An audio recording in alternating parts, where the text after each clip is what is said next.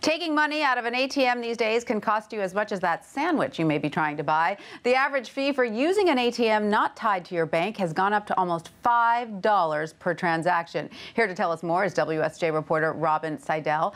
Robin, great to see you. Hi. So this new average rate is it what, a 21% increase? Over the last 5 years, yes. These fees keep rising, and this is a record. And so what is to account for the rise in these fees?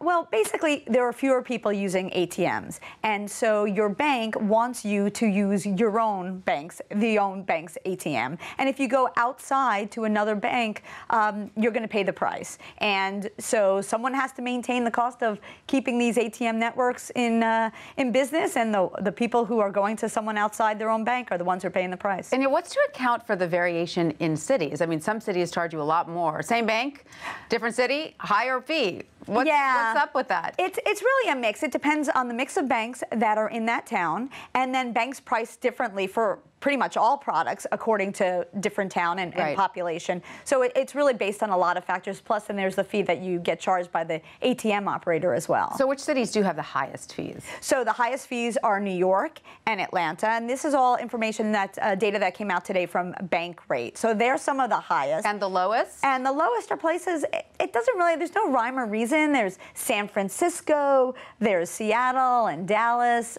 You know, there are so many factors that make up the fee, so it's hard to really say why. Why, exactly. And so you say that consumers' habits regarding ATMs have changed over the years. How are they getting money differently these days? Well, first of all, obviously, so many people are relying less on cash in the first place, and they're using their debit card and they're using their credit card. But also now you can get your cash when you go to the drugstore, and you can get 20 bucks cash back. I do that. Right. So, I mean, there really are fewer withdrawals from the ATMs, but there's still hundreds of billions of dollars of withdrawals from the ATM. So what advice do you have for consumers who want to avoid all fees? I mean, obviously large banks have lots of branches, but what if you belong to a smaller bank or a credit union? Well, actually, this is one of the fees that's the easiest to avoid, and you don't have to be rich to do so. You just have to be aware, and you have to plan. And even if you belong to a small credit union, there is a credit union network of ATMs that have thousands of ATMs around the country. So even if you belong to a credit union with one branch, it doesn't mean that you'll always have to pay to get cash out. So there's no excuse to pay that fee. Don't be lazy. It's laziness. Plan ahead. All right, Robin Sidel, thank you so much for that. Thanks.